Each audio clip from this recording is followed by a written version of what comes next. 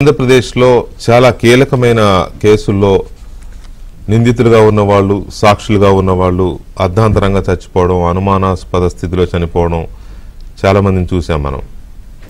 అయితే ఇక్కడ ఒక చిన్న కీలకమైన అంశం ఏంటంటే పరిటాల రవి హత్య కేసులో సాక్షులుగా ఉన్న వాళ్ళందరూ చనిపోయారు, నిందితులుగా ఉన్న వాళ్ళందరూ చనిపోయారు. చివరికి అది ఏ పరిస్థితికి వచ్చిందంటే సాక్షులు లేక, సాక్ష్యం చెప్పేవాళ్ళు లేక కేసునే మూసేసే పరిస్థితికి వచ్చింది. ఆ సాక్షులు చంపిన వాళ్ళు కూడా చనిపోయారు. అది అందరికీ తెలిసిన అంశమే. సో ఆ తర్వాత జగన్మోహన్ రెడ్డి అక్రమాస్తుల కేసులో కూడా కొంతమంది కీలకమైన వ్యక్తులు రైలు పట్టాల మీద లేకపోతే ఇంకో రకంగా చనిపోయారనే కథలుగా మనం చెప్పుకున్న పరిస్థితులు చూసాం. ఏదో సిమెంట్ కంపెనీకి సంబంధించిన ఒక సీనియర్, ఒక పై స్థాయిలో ఉండే ఉద్యోగి అనుమానాస్పద స్థితిలో మరణించాడని, ఇంకో దగ్గర ఏదో బెయిల్ స్కామ్లో వాళ్ళకు సంబంధించిన బెయిల్ స్కామ్లోనే ఒక జడ్జి గారు సూసైడ్ చేసుకోవడం, ఇట్లా రకరకాల వ్యవహారాలు మనం చూసాం. సో ఈ సిచ్యువేషన్లో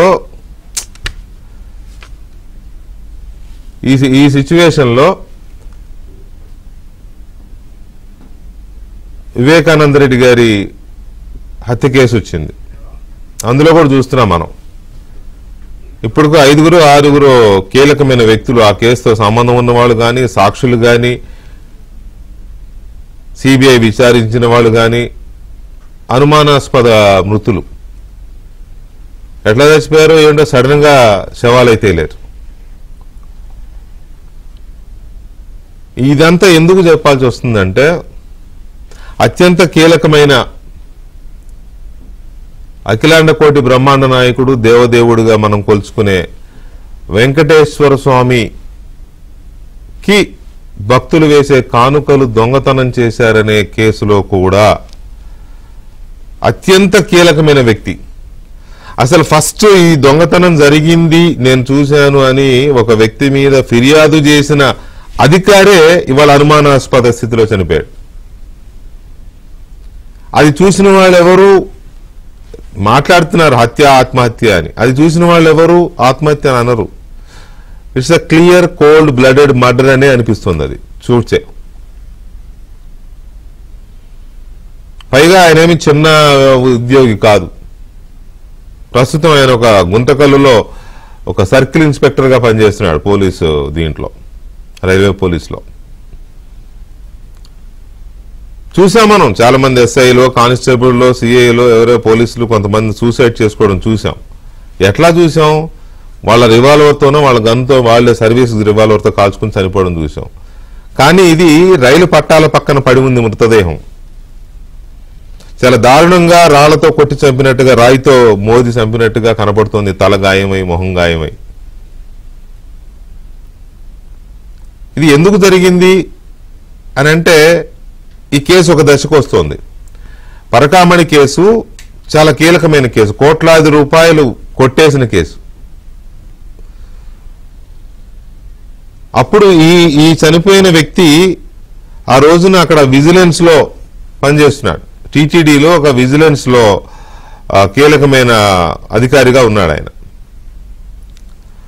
రవికుమార్ అనే ఒక వ్యక్తి సీనియర్ అసిస్టెంట్ గా పరకామణి అనేది దేవదేవుడికి హుండీల ద్వారా వచ్చిన కానుకలన్నిటినీ ఒక చోట పోసి లెక్కించే ఒక వ్యవస్థ. ఆ వ్యవస్థను పరకామణి అంటారు. దాంట్లోకి చాలా పగడ్బందీగానే పంపిస్తారు ఉద్యోగుల్ని, ఆ లెక్కింపు అదంతా. అయినా కూడా ఈ దుర్మార్గులు అక్కడ చేరి అక్కడ కూడా కానుకలు నొక్కేసే పరిస్థితి, వచ్చే బంగారం కానీ, లేకపోతే డబ్బు కానీ, లేకపోతే కొంతమంది అమెరికన్ డాలర్స్ రూపంలో తీసుకొచ్చేస్తూ ఉంటారు, వాటిని కానీ కోట్లాది రూపాయలు కొట్టేశారు. అది చూసిన ఈ విజిలెన్స్ లో అప్పుడు పనిచేస్తున్న ఈ సతీష్ కుమార్ అప్పుడు ఫిర్యాదు చేశాడు ఉన్నతాధికారులకి. ఆ తర్వాత ఎవరి మీద అయితే ఫిర్యాదు చేశాడో రవికుమార్ అనే వ్యక్తి మీద, ఆ వ్యక్తి కూటమి ప్రభుత్వం వచ్చిన తర్వాత ఇక తన బతుకు బయటపడిపోతుందని తను కొట్టేసిన సొమ్మంతా కూడా కానుకల రూపంలో ఇచ్చేస్తానని చెప్పడంతో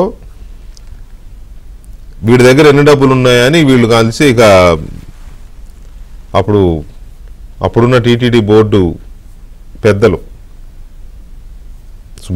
ఐవి సుబ్బారెడ్డి గారి పేరు చెప్తున్నారు, లేకపోతే కరుణాకర్ రెడ్డి పేరు చెప్తున్నారు.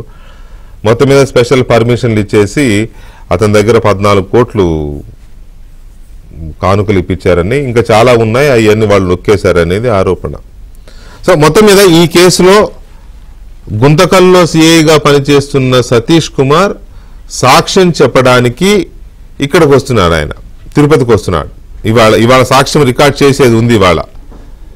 అంతే, తెల్లారేసరికి శవమై తేలాడు ఆయన రైలు పట్టాల పక్కన. దీన్ని మనం ఎలా చూడాలి? అక్కడ శవమై తేలగానే ఇక్కడ వైసీపీ సోషల్ మీడియా తగులుకుంది. ఏమని? ఇతన్ని సాక్ష్యం చెప్పడానికి విజిలెన్స్ వాళ్ళు వేధిస్తుంటే విజిలెన్స్ అధికారులు, సిట్ అధికారుల వేధింపులు భరించలేక ఆయన ఆత్మహత్య చేసుకుని వీళ్ళు కౌంటర్ అటాక్ మొదలెట్టేశారు. ఆయన ఆల్రెడీ ఒకసారి సాక్ష్యం చెప్పున్నాడు విజిలెన్స్ అధికారులకి. ఇప్పుడు సిట్ దగ్గర సాక్ష్యం చెప్పడానికి తనంతట తాను ఇవాళ వస్తానని చెప్పి పర్మిషన్ తీసుకుని వస్తున్నాడు. కానీ ఎదురు దాడి మొదలెట్టేశారు ముందే. అతను వచ్చి సాక్ష్యం చెబితే పెద్ద తలకాయలు కదులుతాయి, కూసాలు కదిలిపోతాయి. సో అందువల్ల ఇతనిది ఆత్మహత్య కాదు, హత్య అనేది ఇవాళ చాలా బలంగా నమ్ముతున్న పరిస్థితి. ఇలా కీలకమైన కేసుల్లో సాక్షుల్ని, నిందితుల్ని ఒక్కొక్కరిని చంపేసి కేసుల్ని మూసేసే ఈ దుర్మార్గమైన ఈ నేరస్తులు మరి ఆంధ్రప్రదేశ్ రాష్ట్రాన్ని ఏం చేయదలుచుకున్నారు? వీళ్ళకి దేవుడంటే భయం లేదు, ప్రజలంటే భయం లేదు. నేరాలు చేస్తారు, చూసిన వాడిని చంపేస్తారు, తెలిసిన వాడిని చంపేస్తారు, సాక్ష్యం చెప్పేవాడిని చంపేస్తారు. ఆ కేసులో నిందితులుగా ఉన్నవాళ్ళు రేపెప్పుడైనా మళ్ళీ పొరపాటున ఎక్కడ నోరు దాతన వాళ్ళని చంపేస్తారు. సో మొత్తంగా చూస్తే పరకామణిలో అత్యంత కీలక సాక్షి, మొదటి ఫిర్యాదుదారు అయిన సతీష్ కుమార్ అనుమానాస్పద మృతి, మిస్టరీ డెత్ వెనుక ఉన్న కారణాలేంటి, అసలు ఈ పరకామణి కేసు ఎలా బయటకు వచ్చింది, ఈ సతీష్ కుమార్కి దానికి ఉన్న సంబంధం ఏంటి, ఇవాళ ఆయన ఎందుకు చనిపోయాడు, ఎలా చనిపోయాడు, ఆయన బతికుంటే ఏం జరుగుతుంది, చంపాల్సిన అవసరం ఎవరికి ఉంది, ఇలాంటి చాలా ప్రశ్నలు తలెత్తుతున్నాయి కదా. పరకామణి చోరీ కేసులో విచారణ జరుగుతున్న నేపథ్యంలో సిట్ దీన్ని దర్యాప్తు చేస్తోంది. ఈ దర్యాప్తులో అత్యంత కీలకమైన వ్యక్తి, ఫిర్యాదు చేసిన వ్యక్తి కూడా అయిన సర్కిల్ ఇన్స్పెక్టర్ సతీష్ కుమార్ మరణం వెనుక ఉన్న మిస్టరీ ఏంటి, ఇది ఆత్మహత్య అని ప్రచారం ఎందుకు జరుగుతోంది, హత్య అని ప్రచారం ఎందుకు జరుగుతోంది, సిట్ వేధింపులు భరించలేక ఆత్మహత్య చేసుకున్నాడని వైసీపీ అనుకూల సోషల్ మీడియా ఊదరగొట్టే ప్రచారం ఎందుకు చేస్తోంది, అసలు ఏంటి దీంట్లో ఉన్న నిజాలేంటి, చనిపోవాలనుకున్న వాడు ఎక్కడో ఊరు వదిలేసి, గుంతకల్లు వదిలేసి ఎక్కడో రైల్వే ట్రాక్ దగ్గరికి వెళ్లాల్సిన అవసరం ఏమొచ్చింది, అసలు ఈయన బతికుంటే ఎవరి మెడకు చుట్టుకునేది ఈ కేసు, ఇవన్నీ చాలా విషయాలు ఉన్నాయి. దీని మీద మాట్లాడడానికి మనతో భారతీయ జనతా పార్టీ సీనియర్ నాయకులు, తిరుమల తిరుపతి దేవస్థానం బోర్డు సభ్యులు అండ్ ఈ పరకామణి కేసులో మొదటి నుంచి కోర్టులో కేసులు వేయడం ద్వారా దీన్ని నిగ్గు తేల్చేందుకు ప్రయత్నం చేయడమే కాదు, రకరకాల థ్రెట్లు, వార్నింగ్లు, హెచ్చరికలు ఎదుర్కొంటున్న భానుప్రకాష్ రెడ్డి గారు బీజేపీ నాయకులు ఉన్నారు. అలాగే తెలుగుదేశం పార్టీ నాయకులు విద్యాసాగర్ ఉన్నారు అండ్ విశ్లేషకులు త్వరగా శ్రీరామ్ గారు కూడా మనతో చర్చలో పాల్గొంటున్నారు. ముందుగా భానుప్రకాష్ రెడ్డి గారు నమస్తే అండి. నమస్కారం అన్న. భానుప్రకాష్ రెడ్డి గారు, స్ట్రైట్ అవే ఇవాళ చనిపోయిన ఈయన బతికుంటే ఆయన తిరుపతి వచ్చి సిట్ ముందు ఆయన సాక్ష్యాన్ని నమోదు చేస్తే ఎవరికి నష్టం, ఎవరు మెడకు చుట్టుకునేది? ఇంతకుముందు ఆయన ఆల్రెడీ ఒకసారి సాక్ష్యం చెప్పి ఉన్నాడు విజిలెన్స్ ముందు, అప్పుడేం చెప్పాడు? వెంకటకృష్ణ, మీకు ప్యానల్ నుండి పెద్దలందరికీ నమస్కారాలు. నమస్కారం. నా ఏవిఎస్ఓ సతీష్ కుమార్ గారు నాకు వ్యక్తిగతంగా బాగా పరిచయము. ఎందుకంటే గతంలో నేను కూడా ధర్మకర్తల మండలి సభ్యులుగా పనిచేశాను. ఈ మధ్య వారు తిరుచారు ఏవిఎస్ఓగా కూడా వారు పనిచేశారు. ఆ సందర్భంలో చాలా సందర్భాల్లో వారితో నేను మాట్లాడడం జరిగింది. కానీ ఎంత దురదృష్టం అంటే ఈరోజు సతీష్ కుమార్ మన మధ్య లేరనే దాన్ని జీర్ణించుకోలేకపోతున్నాం. లేరు అనేదానికన్నా లేకుండా చేశారు, లేరు అనేదానికన్నా లేకుండా చేశారు అనే ఒక భావనలో ఉన్నా నేను. ఎందుకంటే నేను వారిని మాట్లాడిన సందర్భాల్లో వారి వ్యక్తిగతంగా మంచి ఆఫీసరు.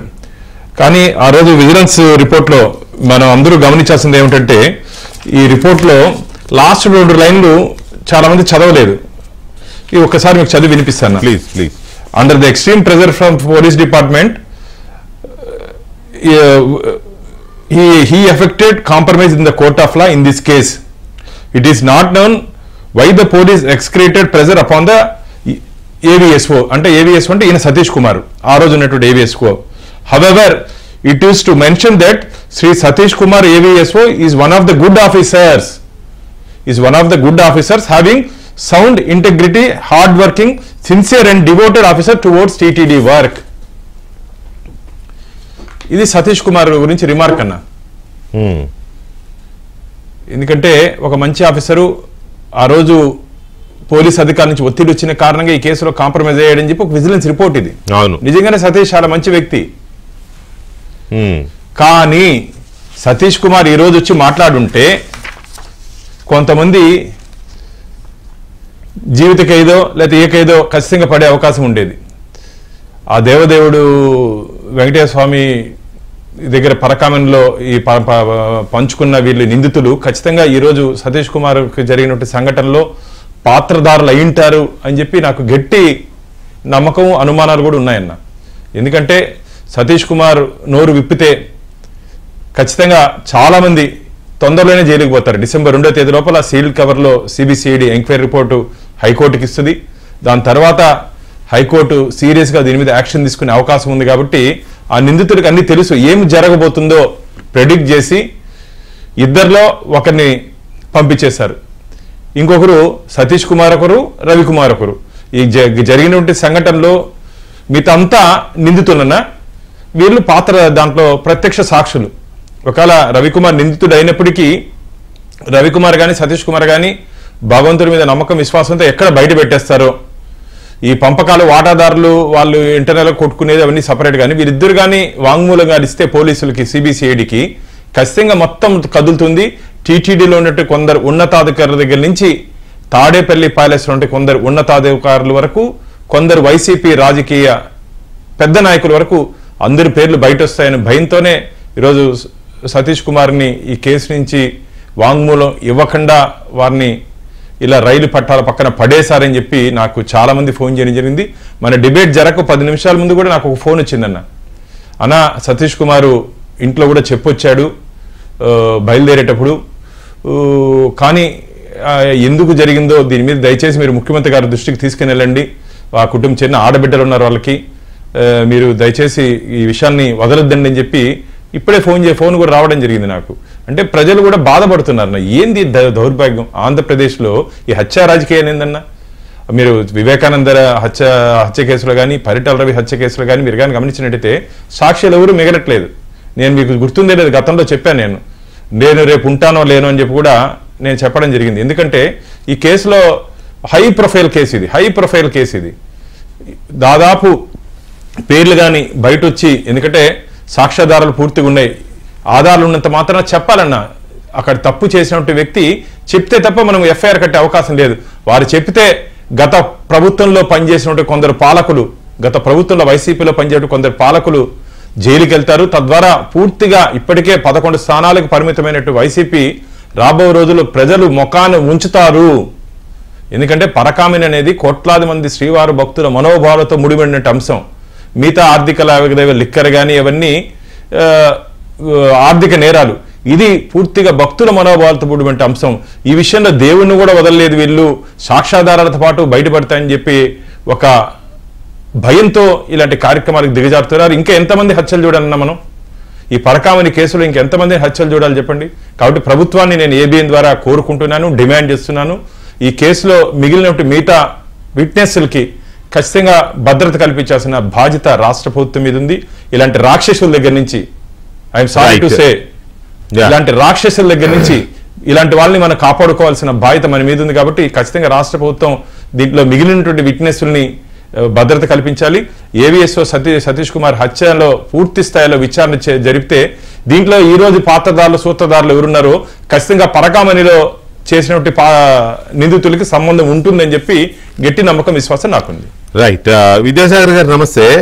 విద్యాసాగర్ గారు, ఇది సతీష్ కుమార్ అసలు ఈ కేసులో బయటికి రావడానికి కారణమే సతీష్ కుమార్.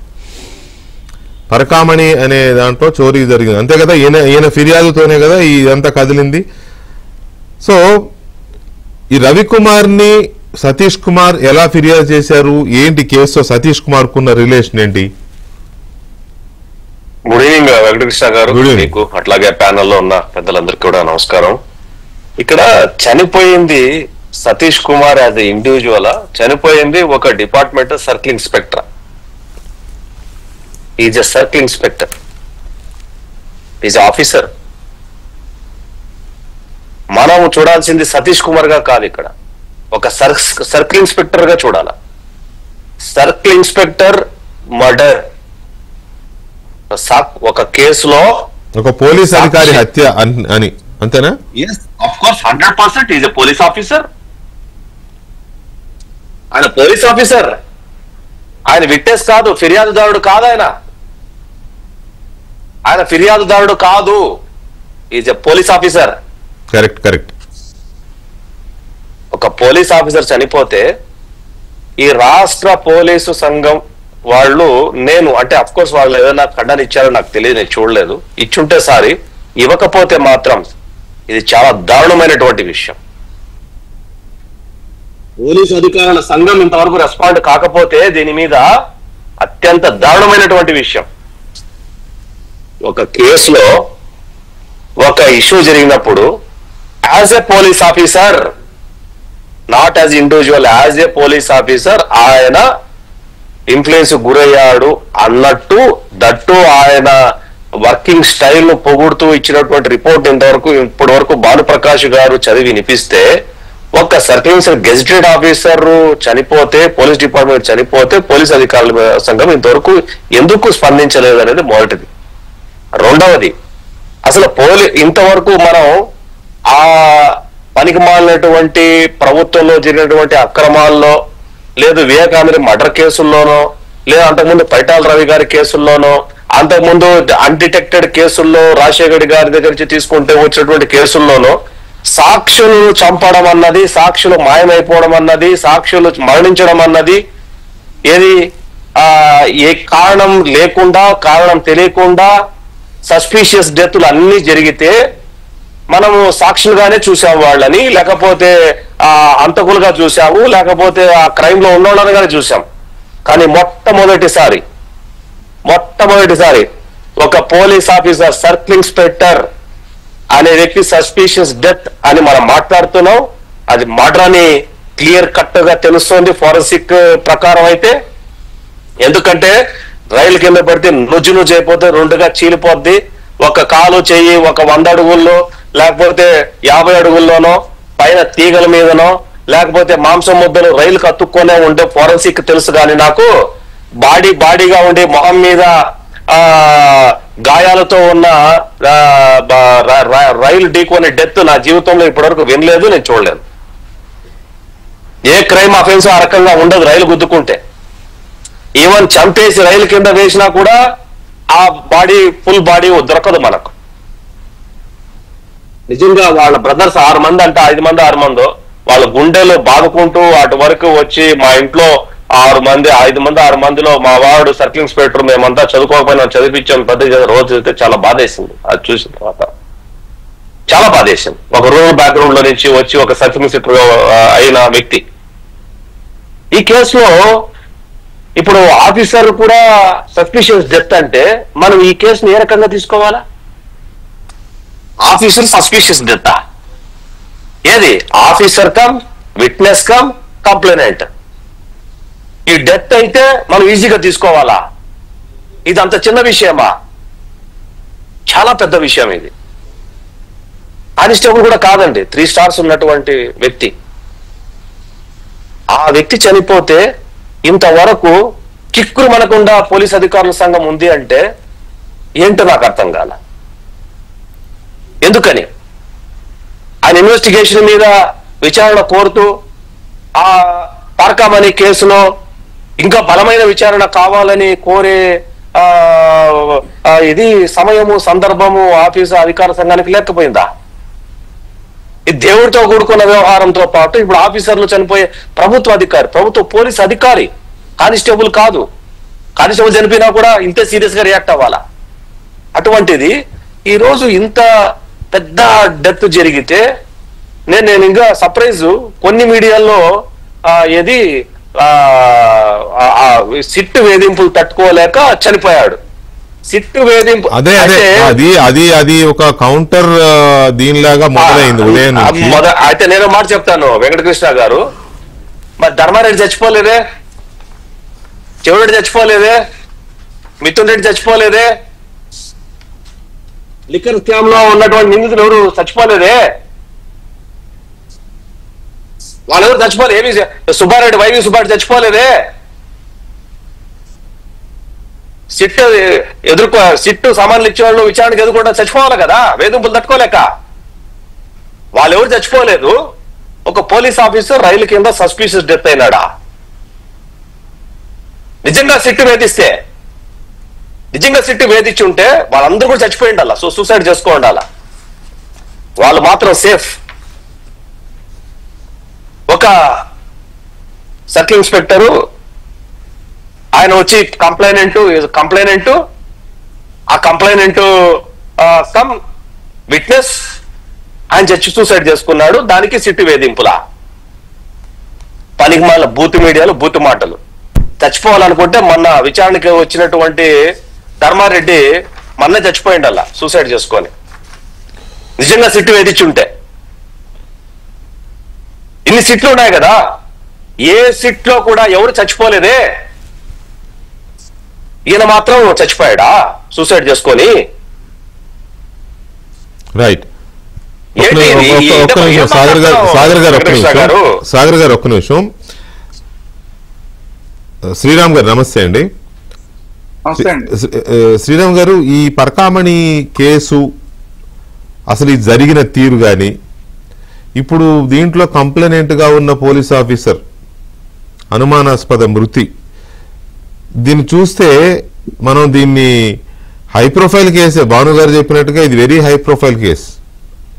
ఈ హై ప్రొఫైల్ కేసులో దొంగలు తప్పించుకోవడానికి హత్య చేశారు అని అనుకోవచ్చా, లేకపోతే ఇంకేమన్నా అనుమానాస్పదము, ఆత్మహత్య ఇలాంటివి కూడా అనుకోవచ్చా? మీరు ఇందాక ఒక లిస్ట్ చెప్పారు, పరిటాల రవి కేసు, అలాగే బాబాయ్ హత్య కేసు, ఇలాంటివి ఇంకా కొన్ని చెప్పారు. వీటిల్లో అన్నిట్లోనూ కూడా సాక్షులు చనిపోవడం కానీ, మిగతా చనిపోవడం కానీ, ఇవన్నీ మనం చూస్తుంటే ఇవన్నీ ఎందుకు జరుగుతున్నాయంటే, ఆ కేసుల్లో ఎవరైతే వెనకాల ఉన్నారని అందరూ భావిస్తున్నారో అలాంటి వాళ్ళ జీవితాలు తారుమారైపోతాయి, రాజకీయ జీవితాలు తారుమారైపోతాయి ఆ కేసుల్లో. అందుకని అలాంటి కేసుల్లో మాత్రమే ఇలాంటివి జరుగుతున్నాయి. అంటే ఈ పరకామణి కేసు కూడా అంత సీరియస్ కేసు. వీళ్ళ రాజకీయ భవిష్యత్తు అనేది టోటల్ గా తారుమారైపోతుంది. బాబాయ్ హత్య కేసులో సొంత ఇంట్లోనే ఈ సొంత వాళ్ళు ఎలా చేశారా అంటే రాజకీయం లేదిక, అయిపోయింది ఆ రోజుతో కథం. పరిటాల రవి గారి కేసులో కూడా అంతే. ఆ రోజు ఆయన చాలా పేరున్న నాయకుడు. పరిటాల రవిని ఫలానా వాళ్ళు వెనకాలను కనిపించారంటే ఆ రోజుతో అక్కడ రాజకీయం అయిపోయి ఉండేది. ఈ రోజు అంతకన్నా కూడా ఎక్కువ, ఇందాక భాను గారు చెప్పినట్టు దేవదేవుడికి సంబంధించిన పరకామణిలోనే దొంగతనం. ఇది కానీ నిజంగా జరిగింది, ఫలానా వాళ్ళు చేశారు అనేది ఎస్టాబ్లిష్ అయితే వాళ్ళ రాజకీయ జీవితం సమాప్తం అయిపోతుంది. అందుకని ఇవన్నీ జరుగుతున్నాయి. అందుకనే భానుప్రకాష్ రెడ్డి గారు లాంటి వాళ్ళకు కూడా థ్రెట్ ఉంది అని చెప్పి ఆయనే చెప్పుకోవాల్సిన పరిస్థితి, మీడియాతో మాట్లాడాల్సిన పరిస్థితి. ఎందుకు ఇందులో ఎవరు చొరవ తీసుకున్నా కూడా ఇలాంటి పరిస్థితులు వస్తాయి. అసలు ఈ రోజు ఇది జరగడం కాదు, అసలు ఇది బయటికి వచ్చిన రోజు. ఇంకా దానికి కూడా దానికన్నా ముందు ఇప్పుడు మన మిత్రుడు సాగర్ గారు ఒక మాట మాట్లాడుతున్నారు, పోలీస్ ఆఫీసర్ చనిపోతే ఎందుకు మాట్లాడట్లేదు, పోలీస్ సంఘాలు ఎందుకు మాట్లాడట్లేదంటే, భాను గారు మా చెప్పిన ఆఖరి 2 లైన్లు మళ్ళీ ఒకసారి చదవమనండి, చదివితే మనకి తెలిసిపోతుంది. భాను గారు చదివిన 2 లైన్లు ఏమనుంది, పై అధికారులు ఒత్తిడి చేయడం వల్ల ఇతను దాన్ని వెళ్ళి కాంప్రమైజ్ అయ్యారు, ఈయన కంప్లైంట్ చేసి కాంప్రమైజ్ అయ్యారు రవికుమార్ తో అని అక్కడ క్లియర్ గా విజిలెన్స్ నివేదిక ఉంది కదా. పై అధికారులు ఎవరు? వాళ్ళు పోలీసులేగా. పోలీసుని పైన నుంచి ఒత్తిడి చేసిన పై అధికారులు ఎవరు? మనకి చాలా మందికి తెలుసు, పై అధికారులు పంచుకున్న వాళ్ళలో చాలా మంది ఉన్నారని బయటికి మనం మాట్లాడలేకపోవచ్చు. వాళ్ళ చరిత్రలు బయటకు వస్తాయి, కొంతమంది రాజకీయ జీవితాలు సమాప్తం అయిపోతాయి. ఎందుకంటే దేవదేవుడితో ఇష్యూ కాబట్టి ప్రతి ఒక్క హిందువు కూడా పర్సనల్ గా తీసుకుంటాడు ఈ విషయాన్ని. ప్రతి ఒక్క హిందువు కూడా ఈ రాష్ట్రంలో ఉన్నాయి కాదు, దేశవ్యాప్తంగా ఉన్న హిందువులందరూ ఏదో ఒక రోజు అక్కడ దేవుడి దగ్గరికి వచ్చి ఒక పైసానో అనానో అర్ధనానో వేసిన వాళ్ళే ఉంటారు. వాళ్ళ ముడుపులు ఈ విధంగా కొట్టేశారు అంటే ప్రతి ఒక్కళ్ళు దేశంలో ఉన్న హిందువులందరూ కూడా దీన్ని పర్సనల్ గా తీసుకుంటారు. అప్పుడు వీళ్ళ రాజకీయ జీవితాలు ఏమైపోతాయి? అది వీళ్ళ భయం. అందుకని ఈ రోజు దీంట్లో ఎట్టి పరిస్థితుల్లోనూ కూడా రిజల్ట్ రాకూడదు, ఫలానా వాళ్ళు వెనకుండి చేయించారని రాకూడదు, ఫలానా వాళ్ళు పంచుకున్నారన్నది రాకూడదు అని ఇంత తీవ్రమైన నిర్ణయాలు తీసుకుంటున్నారు. అది కూడా కాకుండా అసలు ఇంకా నేను అడిగితే మన ఇంటెలిజెన్స్ వ్యవస్థ లోపం కూడా నేను అంటా. ఎందుకంటే ఇదేదో సడన్ గా జరిగిపోయింది కాదు. భానుప్రకాష్ రెడ్డి గారికి ఆల్రెడీ థ్రెట్ వచ్చింది కదా, ఆయన మీడియా ముఖంగా మాట్లాడారు కదా, నేను రేపు బతుకుంటానో లేదో అని చెప్పిన తర్వాత అసలు ఇంకా 2 రోజులు ఉన్నారు ఆయన. ఉన్నప్పుడు మిగతా అందరి మీద ఇంటెలిజెన్స్ ఎంత శ్రద్ధ తీసుకోవాలి? ఆ ఇంటెలిజెన్స్ శ్రద్ధ తీసుకుని ఉంటే కనుక ఇది జరిగి ఉండేదా? ఎందుకంటే తెలిసిపోతుంది భానుప్రకాష్ రెడ్డి ఎక్కడ భానుప్రకాష్ రెడ్డి అండి. వాళ్ళందరి తర్వాత ఎన్నో ప్లేస్ లో ఉంటారు భానుప్రకాష్ రెడ్డి గారు, 10వ ప్లేసో 15వ ప్లేసో 20వ ప్లేసో. అక్కడ ఉన్న వాళ్ళకే థ్రెట్ ఉంటే ముందున్న వాళ్ళకి ఇంకా థ్రెట్ ఉంటుందని తెలుసు కదా మనకు. సో మనం ఎక్కడో ఫెయిల్ అయ్యాం, మనం ఇంటెలిజెన్స్ లో ఫెయిల్ అయ్యాము. ఇప్పుడు మనం చాలా జాగ్రత్త పడాలి. ఎందుకంటే ఎందుకు చెప్తున్నానంటే అసలు ఇది మొదలైనప్పుడు, ఇందాక నేను అన్నా, మొదలైనప్పుడు కొంతమంది రిపోర్టర్ల పరిస్థితి ఏంటి, అసలు ఇది బయటకు వచ్చిన రోజున మీడియాలో రాకుండా చేసేసారు, వార్త బెదిరించారు, ఆ వీడియోలన్నీ తీయించేశారు. కొంతమంది పేపర్లో రాసిన వాళ్ళ మీద ఆ గంజాయి కేసులు ఇవ్వాలంటివన్నీ డ్రగ్ కేసులు ఏవో పెట్టారు. నాకు తెలిసినంత వరకు ఒక రిపోర్టర్ అయితే జైల్లోనే చనిపోయాడు.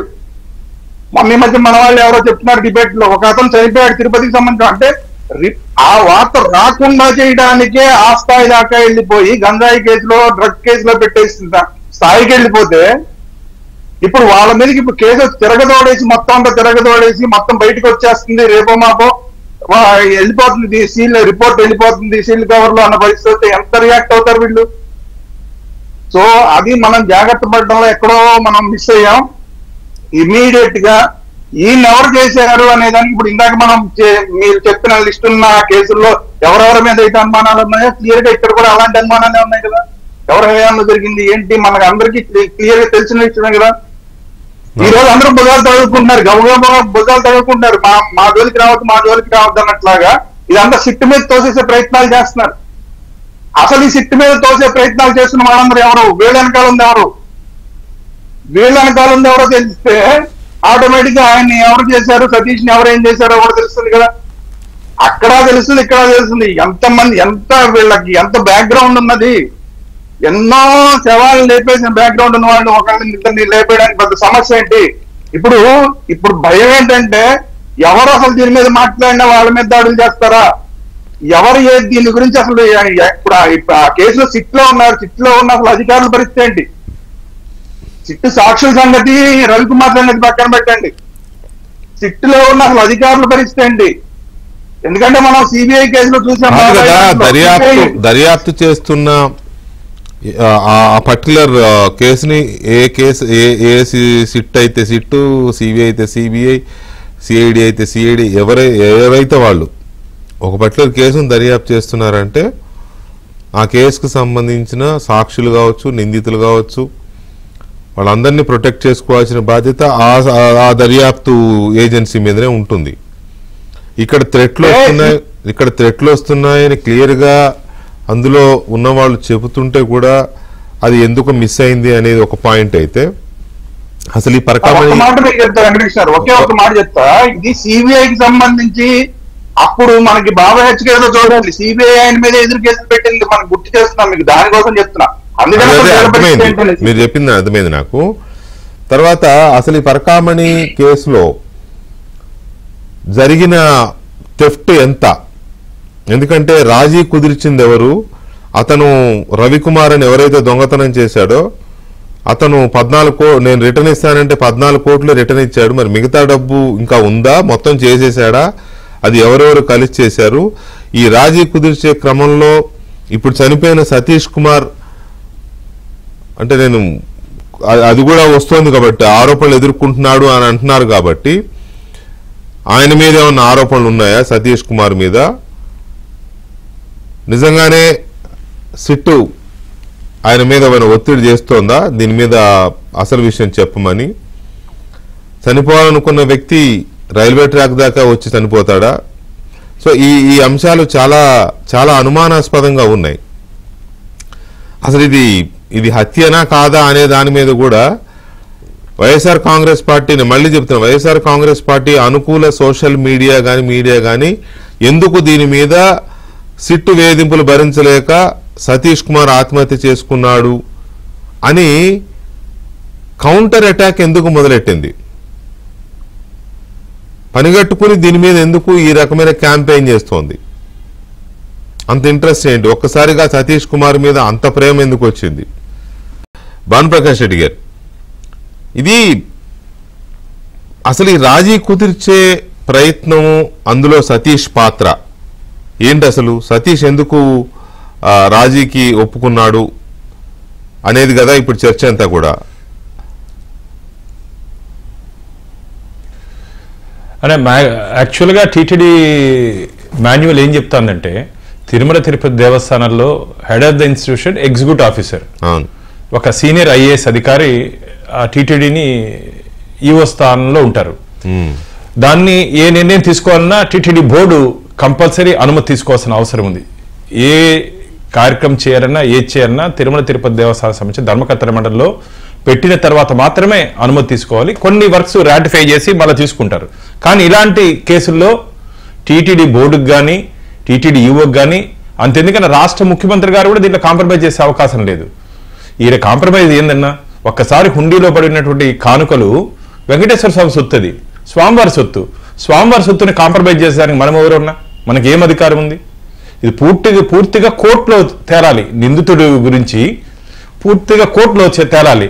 వీళ్ళు చెట్టు కింద పంచాయతీ చేసుకున్నట్టు లోకాదర్తో కాంప్రమైజ్ చేయడము, ప్లస్ అప్పుడున్నట్టు సతీష్ కుమారు సర్కిల్ ఇన్స్పెక్టర్ స్థాయి అధికారి, AVSO, additional vigilance security officer, assistant security vigilance AVSO వారికి అన్ని రూల్ పొజిషన్ అన్ని తెలుసు. ఎందుకంటే సిఐ స్థాయిలో ఉన్నట్టు వ్యక్తికి మొత్తం రూల్ పొజిషన్ తెలుసు. అన్ని తెలిసినా కూడా నేను అదే చెప్తున్నా, పదే పోలీస్ అధికారి నుంచి ఒత్తిడి వచ్చిన కారణంగా ఆ రోజు సతీష్ కుమార్ ని బలిపశువులు చేశారు, ఈ రోజు బలి చేశారు. ఆ రోజు బలిపశువుని చేశారు, ఈ రోజు బలి చేశారు.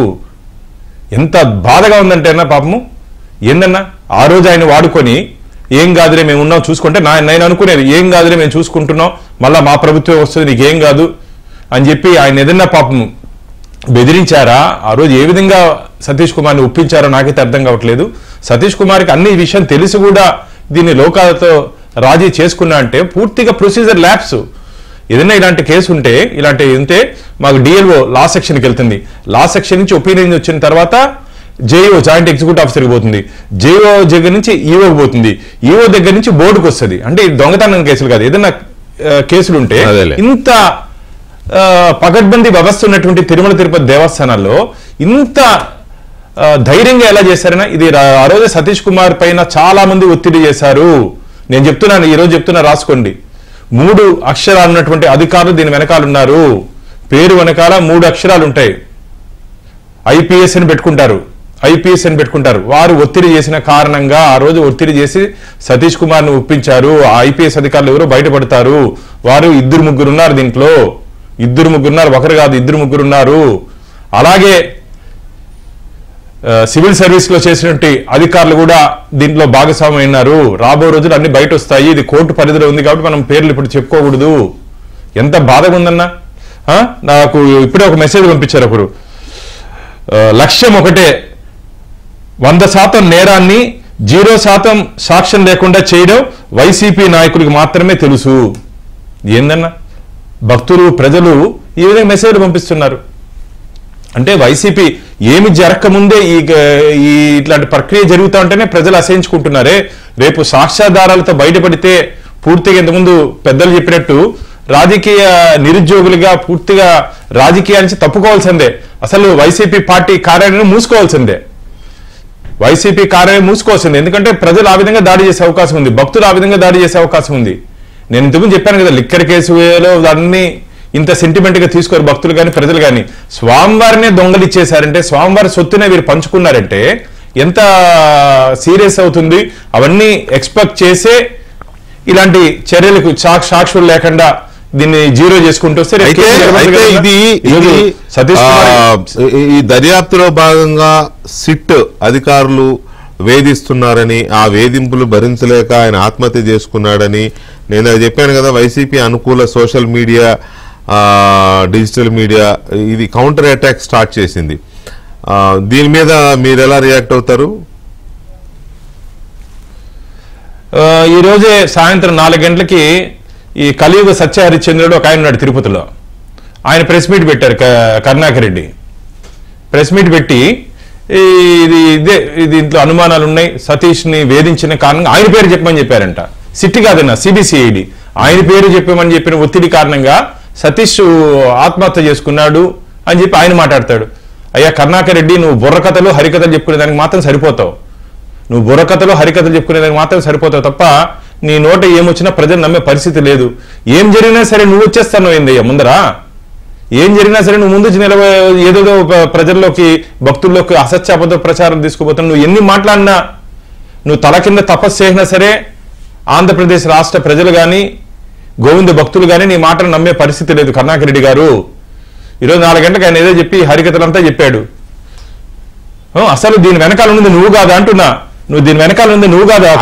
అసలు కరుణాకర్ రెడ్డి గారు దీన్ని ఆత్మహత్యని ఎలా చెప్తాడు ఆయన? అందుకనే చెప్తున్నా కదా, ఈయన దాన్ని ఏమంటారు, ఇన్వెస్టిగేషన్ ఏజెన్సీలో ఈయన ఏదో గతంలో సిబిఐ, ఎన్ఐఏ లేకపోతే దాని ఏమంటారు ఎఫ్బిఐ దాంట్లో పనిచేసిన అనుభవంతో చెప్తున్నాడు ఏమి. ఈయన విచిత్రంగా ఉంది. నేను ఏబిఎన్ ద్వారా కరుణాకర్ రెడ్డి గారిని ఒకటే అడుగుతున్నా, ఈ రెజల్యూషన్ లో నువ్వు ఎందుకు సంతకం చేశావు కరుణాకర్ రెడ్డి గారు? 18/6/2023 రవికుమార్, ఇప్పుడు మన విజువల్స్ కనపడుతున్నటువంటి రవికుమార్ అక్కడి నుంచి డాలర్లు దొంగతనం చేస్తా ఉంటే ఆ దొంగ దగ్గర నుంచి వెంకటేశ్వర స్వామికి 14,40,22,000 రూపాయలు రిజిస్టర్ వాల్యూ మార్కెట్ వాల్యూ 50 కోట్ల రూపాయలు బదలాయించే ప్రక్రియలో తిరుమల తిరుపతి దేవస్థానాల్లో ధర్మకర్త మండలిలో దీని మీద చర్చ జరిగినప్పుడు ఆ రవికుమార్ నిందితుడు వారి దగ్గర నుంచి మన ఆస్తులు రాయించుకోవడం మంచిది కాదు అని చెప్పి నువ్వెందుకు ఆ రోజు బోర్డులో మాట్లాడలేదు? ఆ రోజు ఎందుకు బోర్డులో మాట్లాడలేదు నేను సూటికి ప్రశ్నిస్తున్నా. నువ్వు ఈరోజు నేను ఉప్పు నేను నిప్పు అంటున్నావు కదా, దీనికి సమాధానం చెప్పాలి కరుణాకర్ రెడ్డి గారు. మీరు ఎందుకు మాట్లాడలేదు? ఈ రెజల్యూషన్ లో నీ సైన్ ఉంది. ఈ రెజల్యూషన్ లో, ఈ బోర్డు రెజల్యూషన్ లో as ex officio member Tirupati ఎమ్మెల్యేగా నీ సైన్ ఉంది దీంట్లో. ఎలా చేస్తావు? భగవంతుడి మీద భక్తి అంటావు, భగవంతుడి మీద నమ్మకం అంటావు, భగవంతుడి మీద విశ్వాసం అంటావు. ఇలాంటి దొంగ నుంచి ఆస్తులు బదలాయించుకునేటప్పుడు నువ్వు ఏ విధంగా సైన్ చేస్తావు కరుణాకర్ రెడ్డి గారు? ఇవన్నీ బయటపడతాయి. అంటే అందుకనే ఈ రిజల్యూషన్స్ అన్ని ఈ పరకామణి కేసులో కరుణాకర్ రెడ్డి కూడా ప్రధానంగా ఇరుక్కునే అవకాశం ఉండిందా? ఒకవేళ సతీష్ కుమార్ వచ్చి ఆయన విట్నెస్ చెప్తే, ఆయన వాంగ్మూలం ఇచ్చేస్తే? ఖచ్చితంగా ఖచ్చితంగా నేను చాలా మంది పేర్లు చెప్పనన్నా, చాలా మంది రాజకీయంగా చాలా మంది వారి సమాధి అయ్యే ప్రమాదం ఉంది, వారి రాజకీయ జీవితం సమాధి అయ్యే అవకాశం ఉంది. ఖచ్చితంగా చాలా మంది పెద్దలు, చాలా మంది, ఇంకా దేవుడు చూసి ఊడుకోడన్నా. ఏదో పాపం సతీష్ కుమార్ ఈ రోజు బలి చేశారే తప్ప ఇంకా చాలా మంది ఉన్నారు, వాళ్ళు నిజాలు చెప్తారు. సిబిసిఐడి విచారణ చేస్తారు, దాంట్లో వాస్తవాలు ఇప్పటికే చాలా వరకు వాస్తవాలు జరిగింది తెలిసింది. అంటే ఈరోజు హైకోర్టు ఎంక్వైరీ చేయమని చెప్పిందన్న. ఇదే వారు కానీ దీని మీద పూర్తి స్థాయిలో వారికి పవర్స్ ఇచ్చుంటే ఇప్పటికే చాలా మంది అరెస్ట్ చేసి ఉండేవాళ్ళు. డిసెంబర్ 2 లోపల సీల్డ్ కవర్ లో రిపోర్ట్ ఇవ్వమని చెప్పి హైకోర్టు ఆదేశాలు ఇవ్వడం జరిగింది. దాని మీద ఎఫ్ఐఆర్ చేసే అధికారంగానే ఇచ్చుంటే ఎంక్వైరీ కమిషన్ కి ఖచ్చితంగా ఇప్పటికే చాలా మందిని డిటైన్ చేసి ఉండొచ్చు. నేను ఇంతకుముందు చెప్పినట్టు చాలా మంది ఐపీఎస్ ఆఫీసర్ని, సివిల్ సర్వీస్ చేసిన అధికారులు చాలా మందిని ఇప్పటికే అరెస్ట్ చేసి ఉండే అవకాశం ఉండేది రాజకీయ నాయకుల్ని. నాకు తెలిసి డిసెంబర్ 2 తర్వాత ఖచ్చితంగా. లేకపోతే నేను ఈరోజు ఒక హైకోర్టులో ఒక కేసు వేయడం జరిగింది, రిట్ పిటిషన్ నెంబర్ కూడా అడ్మిట్ అయింది. ఈ కమాండ్ కంట్రోల్ ఆ విజువల్స్ ఇప్పుడు మనకు కనపడుతున్న విజువల్స్ తిరుమల తిరుపతి దేవస్థానాల దగ్గర లేవు. ఆ విజువల్స్ అరైజ్ అయిన దాంట్లో శివకుమార్ అని విజిలెన్స్ ఇన్స్పెక్టర్ పాత్ర కూడా ఉంది. ఆయన్ని ఒత్తిడి చేసి ఆయన్ని డిలీట్ చేయించారు. ఇప్పుడు ఎంతమందిని కాపాడుకోవాలో తెలుసా మనం? సతీష్ కుమార్ ఉన్నారు పాపం దీంట్లో, ఇంకో శివశంకర్ అని ఒక ఆయన ఉన్నాడు, రవికుమారు ఈ నిందితుడు. ఇప్పుడు నెక్స్ట్ చూడండి ఆ శివశంకర్ కథ ఏమైతుందో. శివశంకర్ మెయిన్ విట్నెస్ అన్న, ఆయన పేరు ఇంకా అందరూ జగన్మోహన్ రెడ్డి వాళ్ళ మనిషి, జగన్మోహన్ రెడ్డి వాళ్ళ మనుషులు. వెంకటకృష్ణ వీళ్ళ ఉన్నారు, చాలా మంది ఉన్నారు. ఆ రోజు జగన్మోహన్ రెడ్డి తిరుమలలో అసలు నేను అడుగుతున్నాను, ఒక రవికుమార్ ఆ రోజు ఈ కేసు పరకామణి కేసులో పట్టుకున్నప్పుడు పోలీస్ స్టేషన్ లో విచారణ చేయాల్సింది పోయి పక్కన గెస్ట్ హౌస్ లో ఎందుకు విచారణ చేశారు? పక్కన గెస్ట్ హౌస్ లో 3 రోజులు పెట్టుకుని ఎందుకు విచారణ చేశారు? అంతేకాకుండా ఆ రోజు రవికుమార్ ని ఒక ప్రైవేట్ ఇన్నోవా వాహనంలో తిప్పారు. ఆ వాహనం ఎవరిది? ఈ మాత్రం అంటే ఇవన్నీ అసలు ఒక మాట చెప్పండి.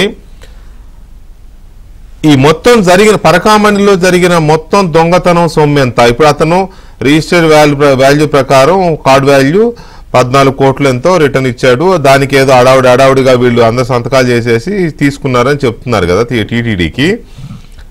అసలు జరిగిన మొత్తం దొంగతనం ఎంత? అందులో 14 కోట్లు టీటీడీకి ఇచ్చి మిగతాది వీళ్ళు ఎవరైనా కొంతమంది కలిసి నొక్కేశారా? అతను మొత్తం దొంగతనం చేసిన సొమ్ములో ఎంత ఉండొచ్చు? మీరు కూడా కొంత దీని మీద కూపీ లాగుంటారు కదా భాను గారు. అన్న ఖచ్చితంగా అది register value 14 crores 40 lakhs 22,000, market value more than 50 crores 50 కోట్ల పై చిలుకు ఆస్తిని బదలాయించారు. ఎందుకు? కరుణాకర్ రెడ్డి గారు, సుబ్బారెడ్డి గారు ఎక్కడో మీడియాలో చూసారు 40 కోట్ల రూపాయల ఆస్తిని మేము దేవుడికి రాయిచ్చామని చెప్పి వాళ్ళ నోటితోనే చెప్పినారు. వాళ్ళు అది బదలాయించారు, వాళ్ళు తీసుకునేసి ఉంటారు. అది సరే, మార్కెట్ వాల్యూ 40-50 కోట్లు ఉండవచ్చు, రిజిస్టర్ వాల్యూ 14 కోట్లు ఉన్నదని బదలాయించారు. బదలాయించకుండా ఇంకా చాలా ఏమైనా నొక్కేశారా వేరే వీళ్ళు కొంతమంది? 100 కోట్ల పైచిలుకు 100 కోట్ల పైచిలుకు ఆస్తులన్నా, 100 కోట్ల పైచిలుకు ఆస్తులున్నాయి. బంగారున్నాయి, కరెన్సీ ఉంది, బంగారు ఉంది, కరెన్సీ ఉంది, విలువైనటువంటి డైమండ్స్ ఉన్నాయి. ఇవన్నీ తినేశారు. బంగారు ఉంది, డైమండ్స్ ఉంది, విలువైన ఆస్తులు ఉన్నాయి. నేను అందుకని ఆ ఇన్నోవా 2-3 సార్లు ఆ ఇన్నోవా ప్రస్తావన ఎందుకు తెచ్చానంటే, ఆ ఇన్నోవా ఎవరిదో కనుక్కుంటే దాంట్లో సగం వస్తుంది ఇన్ఫర్మేషన్. ఆ రోజు ఇన్నోవాలో ఎవరి ఇన్నోవాలో తిప్పారో ఆ ఇన్నోవాని కానీ కనుక్కుంటే, అంటే చెప్తా నేను కూడా నా దగ్గర వివరాలు సిబిసిఐడికి ఇస్తున్నాను నేను పూర్తి వివరాలు. ఖచ్చితంగా అనేది ఇది పూర్తిగా అందరూ కుమ్మక్కే చేశారు. తప్పించుకుంటామని చెప్పి గట్టి నమ్మకం విశ్వాసంతో చేశారు. కానీ వెంకటేశ్వర స్వామి దగ్గర ఎవరు తప్పించుకునే అవకాశమే లేదు. మళ్ళీ చెప్తున్నా, వెంకటేశ్వర స్వామి దగ్గర ఎవరు తప్పించుకునే అవకాశం లేదు. వెంకటేశ్వర స్వామి ఈరోజు ఉగ్ర నరసింహుడయ్యాడు. అందుకని ఈ పరకామణి అంశం బయటపడిందన్న, లేకపోతే బయటపడే అవకాశమే లేదు. నాకు ఆ విజువల్స్ ఒక భక్తుడు తెచ్చిచ్చాడు. ఆ విజువల్స్ కానీ తెచ్చిక్కడ ఉంటే ఈరోజు కేసులో గ్రావిటీ ఉండేదే కాదు. ఈరోజు మనం ఆ విజువల్ చూపిస్తున్నాం, అందులో డౌట్ లేదులే. ఈ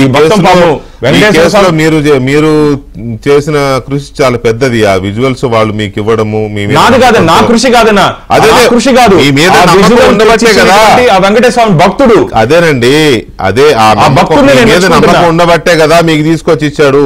మీరు దాన్ని అమ్ముకుంటే బోలే డబ్బులు వస్తాయి. మరి మీరు అమ్ముకోలేదు కదా, అంతే కదా. నా దగ్గర విజువల్ ఉందని చెప్పి ఎవరైతే ఈ దీనికి పాల్పడ్డారు వాళ్ళ దగ్గరికి వెళ్ళి ఏంటి సంగతి అని అంటే ఆ 100-200 కోట్లు మీకు వచ్చాయి.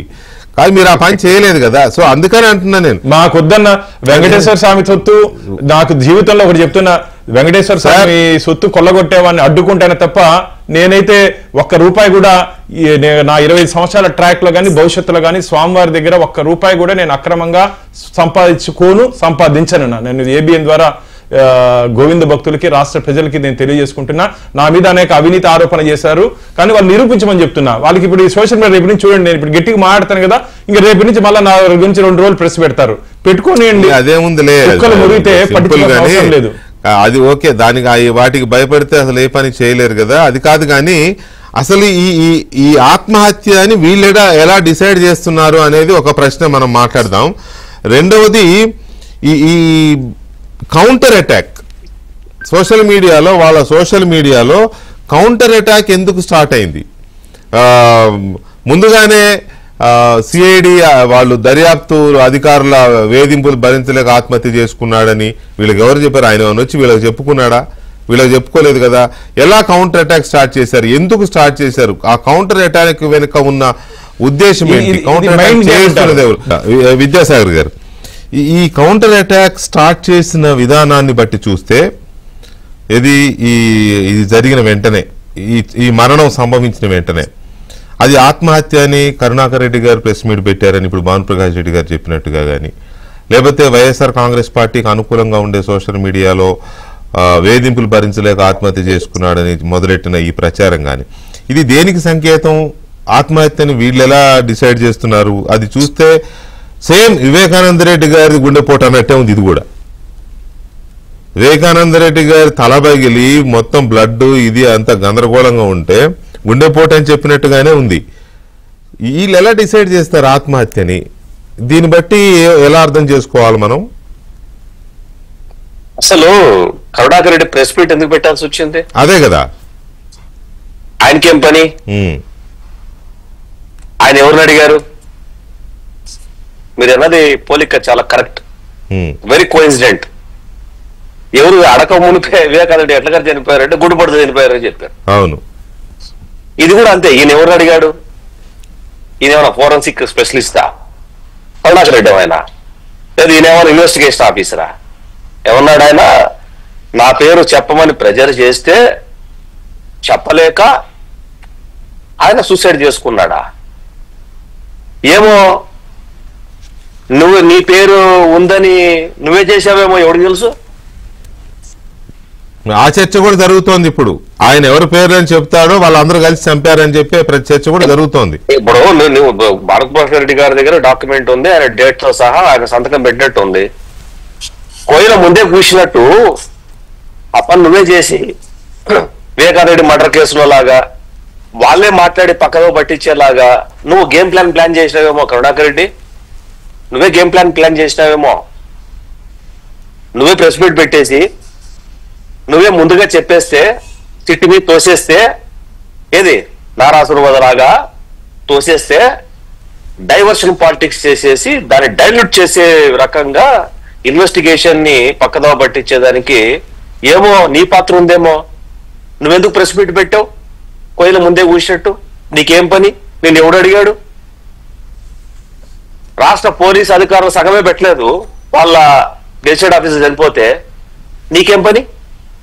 వైవి సుబ్బారెడ్డి పెట్టలేదు, అంటే ధర్మారెడ్డి గారు పెట్టలేదు, ఇంకోటి పెట్టలేదు. దాంట్లో సంతకాలు చాలా మంది పెట్టారు. ఆ రోజున్న ఈఓ జేఈఓలు, అంటే కింద జేఈఓలో లేకపోతే ఆ బోర్డు నెంబర్లో వాళ్ళు వీళ్ళు ఎవరు పెట్టలేదు. నువ్వు ఎందుకు పెట్టావు ప్రెస్ మీట్? నీకేం పని? తగుదనమ్మా అన్నట్టు నువ్వు అన్నిట్లో వచ్చేసి దీంట్లో కూడా వచ్చేసి నీ పాత్ర ఉందేమో ఈ మరణంలో. ఎవరికి తెలుసు? నీ మీద ఇన్వెస్టిగేషన్ చేయాల ఫస్ట్. మా దౌర్భాగ్యం ఏంటంటే తిరుపతిలో కరుణన్న సీనన్న అనేది ఒకటి నడుస్తోంది అనమాట. ఆ దౌర్భాగ్యంతో ఏదో భానుప్రకాష్ లాంటి వాళ్ళు కొంతమంది పోరాడుతున్నారు తప్ప ఈ కరుణన్న సీనన్న అనే దాంట్లో మా దౌర్భాగ్యం అది నేను చెప్పలేను, అర్థం చేసుకోండి. మా దౌర్భాగ్యం, తిరుపతి దౌర్భాగ్యం అది. కాబట్టి కరుణాకర్ రెడ్డి గారు ఎందుకు ప్రెస్ మీట్ పెట్టాల్సి వచ్చిందో ఫస్ట్ ఆయన మీద విచారం చేయాల. ఆయన మీద విచారం చేస్తే ఆయన ఏమన్నా ఫోరెన్సిక్ ఏమన్నా డాక్టరేట్ ఉందా, ఫోరెన్సిక్ సైన్స్ లో ఏమన్నా డిప్లొమాస్ ఉన్నాయా, ఫోరెన్సిక్ లో ఆయనకి ఏమైనా ఎక్స్పీరియన్స్ ఉందా, లేదా ఆయనకి ఎవరైనా ఏమన్నా ఉదయం 4:30 లాగా ఫోన్ చేసినట్టు ఈయన కూడా ఎవరికైనా ఫోన్ చేశారా, చేస్తే ఎవరు ఫోన్ చేశారు, ఏం చెప్పారు, ఇవన్నీ కూడా ఆయన నుంచే మొదలు పెడితే పోలా. సిట్టు మీద ఆరోపణలు చేస్తున్నారు కదా ఆయన. మోరోవర్ సిట్ అనేది ఈ విషయంలో పర్టికులర్ గా ఈ పరకామణి కేసులో సిఐడికి అడిగింది హైకోర్టు ఒక సీల్డ్ కవర్ లో ఈ రిపోర్ట్ ని ఫైల్ చేయమని చెప్పింది. అఫ్ కోర్స్ రిపోర్ట్ ఫైల్ చేయమంటే ఎఫ్ఐఆర్ చేయొచ్చు, చేయకూడదని ఏమీ లేదు, బట్ చేయలేదు. ప్రైమా ఫేసి ఇన్వెస్టిగేషన్ మాత్రం చేస్తోంది. ప్రైమా ఫేసి ఇన్వెస్టిగేషన్ లోనే జస్ట్ ప్రైమా ఫేసి ఇన్వెస్టిగేషన్ అంటే పైగా చేసేటటువంటి ఇన్వెస్టిగేషన్ అన్నమాట. ప్రైమా ఫేసి ఇన్వెస్టిగేషన్ ఆ పై చేసే ఇన్వెస్టిగేషన్ లోనే ఒక పోలీస్ ఆఫీసర్ సస్పిషియస్ డెత్ జరిగింది, దాని మర్డర్ అని చెప్పేసి అందరూ అంటున్నారు, కాదు ఆత్మహత్య అని చెప్పేసి వైసీపీ అండ్ కో నాయకులు ప్లస్ మీడియా వాళ్ళు మాట్లాడుతున్నారు. ఈ కాంప్లిక్ట్ ఉన్నట్టుండి ఇట్లా అగ్గిరా చేసుకునింది అంటే అసలు సిట్ ఇప్పుడు కరుణాకర్ రెడ్డికి నోటీసులు ఇచ్చి నీకెట్లా తెలుసు అడగాల. అది ఆత్మహత్య అనేసి నీకెట్లా తెలుసు? నువ్వు మీడియా ఆయన లాగానే ఎవరు విజయసాయి రెడ్డి లాగా నాకు మా టీవీ ఛానల్లో స్క్రోలింగ్ వచ్చింది కాబట్టి నేను చెప్పాను అని చెప్తాడా, లేకపోతే ఆయనకే నాకు తెలుసు అని చెప్తాడా, ఏ రకంగా ఆయన ఆన్సర్ చెప్తాడో తెలియాలి ఇంకా. సో ఇక్కడ వెంకటకృష్ణ గారు, it is a very clear that మర్డర్సీ ఆపరేషన్ అన్నది ఒక కేసును ఎట్లా డైల్యూట్ చేయాలనేది ఈ దేశంలో ఉన్నటువంటి మనకున్నటువంటి సిస్టమ్ లో ఏవైతే వాళ్ళకు ఉన్నటువంటి రూల్స్ అండ్ రెగ్యులేషన్స్ అనుకూలంగా మార్చుకొని దాన్ని ఎట్లాగా డైల్యూట్ చేయొచ్చు అని చెప్పటంలో వీళ్ళు మాస్టర్ పీసెస్. ఈ భూప్రపంచంలో వీళ్ళొక రోల్ మోడల్. ఇంతమంది డెత్లు రాజశేఖర రెడ్డి గారు టైంలో పరిటాల రవి గారి దగ్గర నుంచి ఈ పూట ఈ రోజు జరిగినటువంటి మర్డర్ కేసుకుంటే కొన్ని పదుల సంఖ్యలో మరణాలు, సస్పీషియస్ డెత్లు ఈ రాష్ట్రంలోనే ఎందుకు జరిగాయి? మనం కూడా చాలా చూసాం. కిడ్నాప్ అయిపోయి ఉంటారు, మనుషులు కనపడరు, ఇంకా వాళ్ళ మనుషులు కనపడరు. కానీ ఇక్కడ మనిషి కనపడతాడు.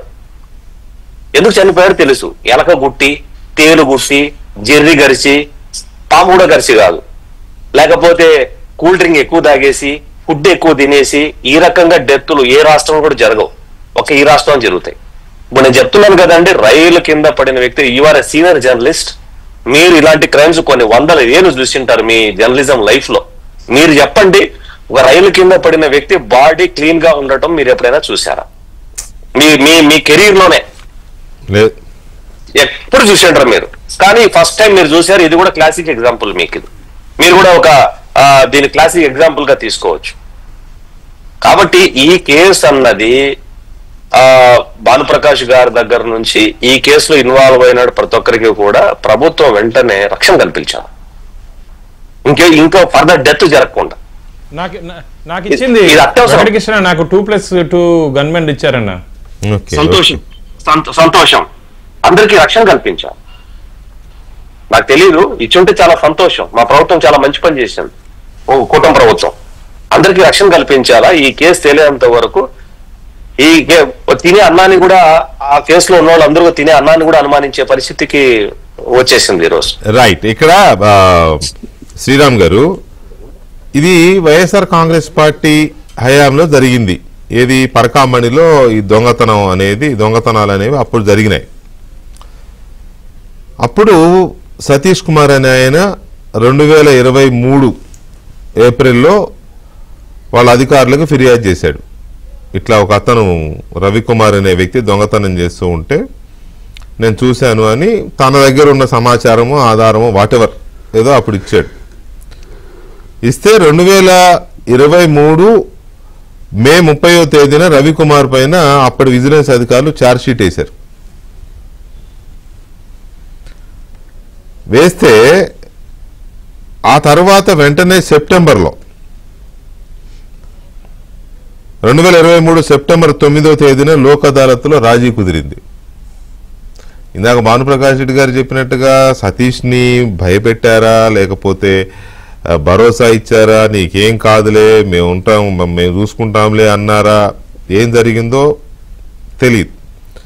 అయితే ఆ రోజున అతను గిరిరాజ్ అనే విజిలెన్స్ అధికారికి అప్పుడే సతీష్ కుమార్ కంప్లైంట్ ఇచ్చాడు, తన సాక్ష్యాన్ని రికార్డు కూడా చేశారు విజిలెన్స్ దగ్గర. ఆ విజిలెన్స్ కాపీ ఇప్పటికీ ఉంది. సో ఎప్పుడైతే దీన్ని సిఐడికి ఇచ్చారో, రవిశంకర్ అయ్యన్నార్ డీజీ సిఐడి వారు టేకప్ చేశారు కేసుని, కూటమి ప్రభుత్వం వచ్చిన తర్వాత దీన్ని తిరగదోడారు. రాజీ కుదుర్చుకోవడం అనేది కోర్టు కూడా సీరియస్ అవడం, కోర్టులో కేసు వేసిందేమో భానుప్రకాష్ రెడ్డి గారు. దాంతో కోర్టు ఇన్వాల్వ్ అయ్యి రాజీ కుదుర్చుకోవడానికి మీ బాబు సొమ్మ మీరు ఎట్లా కుదుర్చుకుంటారని చెప్పి అడగడంతో తిరగదోడారు. దాంతో మళ్ళొక్కసారి కేసుని దర్యాప్తు చేస్తున్న సిఐడి ఈ వాంగ్మూలాలు, సాక్షుల వాంగ్మూలాలు రికార్డ్ చేయడం అనేది తప్పనిసరి అవుతుంది కదా సహజంగానే. అందులో భాగంగా ఇప్పుడు గుంతకల్లులో రైల్వే సర్కిల్ ఇన్స్పెక్టర్గా పనిచేస్తున్న సతీష్ వాంగ్మూలం ఇవ్వడానికి ఇవాళ తిరుపతి వస్తున్నాడు. మరి ఎలా వస్తున్నాడు, ఎక్కడ దాకా వచ్చాడు, ఎందులో బయలుదేరాడు తెలియదు. రైల్వే ట్రాక్ పక్కన శవమైతే లేడు. అతను గనక వచ్చి సిఐడి దగ్గర సాక్ష్యాన్ని గనక రికార్డు చేసి ఉంటే ఇందాక ఆయన అన్నట్టుగా చాలా మంది మూలాలు కదిలిపోయేవి. ఇప్పటికీ అతను అంతకు ముందు ఇచ్చిన సాక్ష్యం రికార్డు అయింది, వాంగ్మూలం రికార్డు అయి ఉంది విజిలెన్స్ వాళ్ళ దగ్గర.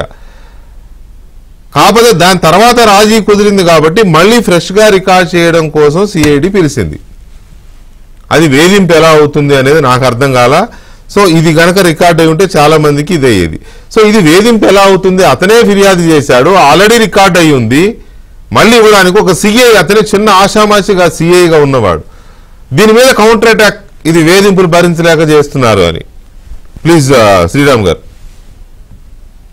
ఇదంతా కూడా కాన్స్టిట్యూన్సీ స్టెప్ బై స్టెప్ వ్యూహాత్మకంగా చేస్తున్నది. ఇందాక మన మిత్రులు చెప్తున్నట్టు ఇప్పుడు కేసుని పూర్తి స్థాయిలో నీరుగార్చడం కోసం రకరకాల పద్ధతుల్లో చేస్తున్నారు. అది ఎలా ఇప్పుడు మన భానుప్రకాష్ రెడ్డి గారు లాంటి వాళ్ళు ఎవరైతే కంప్లైంట్ చేశారో, మళ్ళీ కోర్టుకు వెళ్ళి ఇవన్నీ చేశారో, వీళ్ళు కూడా రేపు పొద్దున వెనక్కి తగ్గిపోవడానికి, ఇంకా ఎవరైనా ఉంటే సాక్షులు చెప్పవలసిన వాళ్ళు ఉంటే వాళ్ళు చెప్పకుండా ఉండడానికి, అలాగే రవికుమార్ ఎవరైతే ఉంటారో ఆయన నోరు మెదపకుండా ఉండటానికి, ఇంకా ఎవరెవరు ఎంతెంత, అసలు మొత్తం అతను ఎంత తిన్నాడు, అతను తినడానికి కారణం ఏంటి, అసలు అతను అన్ని సంవత్సరాల పాటు ఎలా తిన్నాడు, ఇది వైసీపీ గవర్నమెంట్ అని అనుకుంటున్నాం మనం, కొన్ని సంవత్సరాల పాటు అతను తిన్నాడు, అదంతా జరగడానికి ఎవరు సహకరించారు, ఇవన్నీ మాట్లాడితే మనం ముందు మాట్లాడుకుంటున్న ఈ కొంతమంది పోలీస్ ఆఫీసర్లు, కొంతమంది వీళ్ళు కాకుండా గత 30 సంవత్సరాల నుంచి ఎవరెవరైతే సహకరించారో వాళ్ళందరూ ఉంటారు. అది కాకుండా కోర్టు పర్టికులర్ గా మన న్యాయ వ్యవస్థ మీద కూడా కొంత వేలు పెట్టి చూపించినట్లు ఎలా జరిగింది, ఇది కాంప్రమైజ్ అనేది ఎలా జరిగింది అని. సో కొంతమందికి వాళ్ళకు కూడా ఇబ్బందులు ఉంటాయి. ఇంతమంది ఉన్నారు కాబట్టి వీళ్ళందరి పరువు ప్లస్ వీళ్ళందరి యొక్క రాజకీయం, వీళ్ళందరి యొక్క ఉద్యోగాలు ఇవన్నీ ఆన్ స్టేక్. సో దానికోసం అని చెప్పి అందరూ కలిసి ఈ పనులు చేస్తున్నారు. ఇప్పుడు అసలు మొత్తం ఎవరెవరైతే ఇప్పుడు సిట్ ఒత్తిడి చేసిందని పోస్టులు పెడుతున్నారో వీళ్ళందరినీ ఎత్తి లోపలయ్యాలి. ఎందుకంటే వీళ్ళందరూ కూడా అబ్స్టికల్ చేస్తున్నారు. సిట్ తన పని దాన్ని, అది కూడా మామూలు ఏదో సిట్ మీద ఆరోపణలు చేస్తున్నారంటే నేరుగా పోలీసుల మీద ఆరోపణలు చేస్తున్నారు. దీన్ని కూడా సీరియస్ గా తీసుకోవాలి. అదే రాజకీయంగా వేసిన చిట్టు కూడా కాదు కనీసం ఇది. భానుప్రకాష్ గారు వెళ్ళి ఆయన కోర్టుకి వెళ్తే కోర్టు చెప్పిన తర్వాత వేసిన చిట్టు. సో దీనికి వీళ్ళు అబ్స్టికల్స్ సృష్టిస్తున్నారు, దీన్ని పక్కదారి పట్టిస్తున్నారంటే టోటల్ గా ఈచ్ అండ్ ఎవ్రీ పర్సన్ ఎవరైతే సోషల్ మీడియాలో దీన్ని పెడుతున్నారో, దీన్ని షేర్ చేస్తున్నారో వాళ్ళందరినీ ఎత్తి లోపలేసి వీళ్ళందరి మీద కేసులు పెట్టాలి. రెండు, ఇప్పుడు మా ప్రెస్ మీట్ పెట్టిన ఆయన, ఆ ప్రెస్ మీట్ పెట్టిన ఆయన్ని నీకు ఎవరు చెప్పారు ఇది ఆత్మహత్య అని, నీకు ఎవరు చెప్పారు నీ పేరు ఆయన చెప్పబోతున్నాడని ఎవరు చెప్పారు, నీకేంటి ఇన్ఫర్మేషన్ ఎలాగొచ్చింది, ముందు నువ్వురా. ఎందుకంటే ఈయన కూడా ఇప్పుడు ఇదే సేమ్ అబ్స్టికల్ సృష్టించడం కానీ, లేనిపోని వదంతులు సృష్టించడం కానీ, ఇప్పుడు అది ఆత్మహత్య అని ఒకవేళ అది హత్య అయితే దాన్ని ఆత్మహత్య అయితే అన్న మాట అయితే కనుక వదంతులు సృష్టించడమే. పైగా ఆయన పేరు చెప్తారన్న భయంతో ఇంకొక వదంతిని సృష్టించాడు అంటే, ఆయన వదంతి సృష్టించారంటే అంటే వైసీపీ వాళ్ళని రెచ్చగొడుతున్నారా, నా మీద పెట్టే ప్రయత్నం జరుగుతోంది, దీని మీద మీరందరూ అడ్డుకోండి అని చెప్పి ఆయన ఏమైనా చెప్పే ప్రయత్నం చేస్తున్నారా, ఏం చేస్తున్నారు ఆయన? సో ఏతావాత ఏంటంటే టోటల్ గా ప్రెస్ మీట్ పెట్టి అడ్డంగా దొరికిపోయారు ఆయన. ఆయన మీద పూర్తి స్థాయిలో చాలా సీరియస్ గా ఆయన మీద కేసు పెట్టాలి, రమ్మనాలండి. ముందు ఆయనకి నోటీస్ ఇచ్చి ఆయన రమ్మనాలి. నీ దగ్గర ఉన్న ఇన్ఫర్మేషన్ ఏంటి, అది ఆత్మహత్య నువ్వు ఎలా చెప్తావు, నీకున్న ఇన్ఫర్మేషన్ ఏంటి, నీ పేరు చెప్తాడని నీకు ఎలా తెలుసు, నీకున్న ఇన్ఫర్మేషన్ ఏంటి, నువ్వు అసలు ఇదంతా కూడా కోర్టు అనుమతులతో జరుగుతుంటే మధ్యలో నువ్వెందుకు మాట్లాడుతున్నావు? సో వీటన్నిటి మీద కూడా ఇందాక ఆయన సంతకం పెట్టిన దగ్గర నుంచి మొదలెడితే మొత్తం అంతా కూడా ఆయన కూడా ఖచ్చితంగా తీసుకురావాల్సిన అవసరం ఉంది. సో ఇవన్నీ కూడా అంటే వీటన్నిటికన్నా కూడా ముఖ్యంగా అండి ఇప్పుడు చేయవలసింది భానుప్రకాష్ గారు రెడ్డి గారి కంటే ఆయనకి ఇచ్చారు, కానీ మిగతా వాళ్ళందరూ ఉన్నారు, చాలా థ్రెట్ లో ఉన్న వాళ్ళు ఉన్నారు. ఎందుకంటే మొన్న భానుప్రకాష్ గారు చెప్తే ఏమోలే మామూలుగా ఇలాంటివన్నీ వస్తుంటాయి ఇలాంటి కేసుల్లో అనుకున్నాం, కానీ ఇది యాజ్ ఇట్ ఈజ్ గా రియాలిటీ అవుతుందని తెలియదు మనకి. రియాలిటీ అయిపోయింది ఇప్పుడు, రియాలిటీ అయిపోయింది. ఇప్పుడు ఆయనకి 2+2 ఉంటే ఏంటి, అంత ఉంటాయండి. ప్రతి ఒక్కళ్ళ మీద ఇప్పుడు చాలా డేంజర్ ఉంది. సో ఇప్పుడు మిగతా వాళ్ళందరికీ రవికుమార్ ని ముందు అర్జెంట్ గా ఆయనకి పూర్తి స్థాయిలో ఆయనకి సెక్యూరిటీ కలిగించాలి. మిగతా వాళ్ళు ఎవరైతే సాక్షులు ఉన్నారో, ఎందుకంటే రవికుమారే లేకపోతే ఇంకెవరి మీద చేస్తారు. కాబట్టి రవికుమార్ చాలా కీలకం. రవికుమార్ కి చాలా సెక్యూరిటీ ఇవ్వాల్సిన అవసరం ఉంది. అతన్ని అవసరమైతే కోర్టు అనుమతితోటి వీళ్ళ అండర్ లోకి తీసుకోవాల్సిన అవసరం ఉంది, సిట్ అండర్ లోకి తీసుకోవాల్సిన అవసరం ఉంది, సాక్షులకి ఖచ్చితంగా రక్షణ ఇవ్వాల్సిన అవసరం ఉంది. రక్షణ ఉన్నది వాటిలోనే చాలా మంది వెళ్ళిపోయారు, మనకు అందరికీ తెలుసు ఆ కేసులన్నీ. కాబట్టి ఏంటంటే ఈ కేసు నేను ఇందాకే చెప్పా, నాలాంటి వాడు ఎవ్వడు ఊరుకోడు.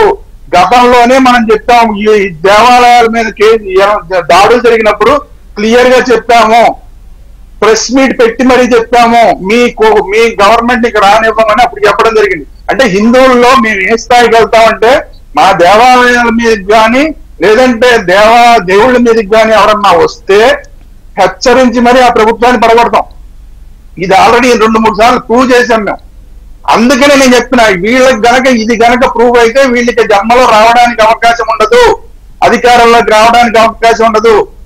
నిజంగా దాంట్లో ఏదైనా పార్టీ ఇన్వాల్వ్ అయితే ఆ పార్టీ అసలు ఈ రాష్ట్రంలో మనుగడ సాగించే అవకాశం ఉండదు. మాలాంటి వాళ్ళ అవసరం మళ్ళీ ప్రెస్ మీట్ పెట్టి మరీ చెబుతాం, మీరు ఇంకా ఉండడానికి అవకాశం లేదా ఈ రాష్ట్రంలోని. అందులో అంత థ్రెట్ ఉంది, రాజకీయంగా అంత థ్రెట్ ఉంది కాబట్టి వీళ్ళందరూ ఎంత కంగారు పడుతున్నారు, ఇన్ని ఘోరాలు చేస్తున్నారు. అందుకనే ఇప్పుడు కోర్టు ఇందాక మన మిత్రుడు చెప్పినట్టు ఇంకా ఈ సిట్కి ఇంకా అధికారాలు కూడా పెంచాల్సిన అవసరం ఉంది. ఇప్పుడున్న పరిస్థితి చూస్తుంటే ఆ అవసరం ఖచ్చితంగా కనబడుతోంది. రాష్ట్ర ప్రభుత్వం కూడా రిక్వెస్ట్ చేసేది ఏంటంటే ఇంటెలిజెన్స్ చాలా పటిష్టం చేయండి. ఎవరెవరైతే ఉన్నారు సాక్షులు వాళ్ళకి థ్రెట్ ఎలా ఉంది ఏంటి అన్న దాని మీద ఇంటెలిజెన్స్ కూడా పటిష్టం చేయాలని నేను కోరుకుంటున్నాను. రైట్ శ్రీరామ్ గారు.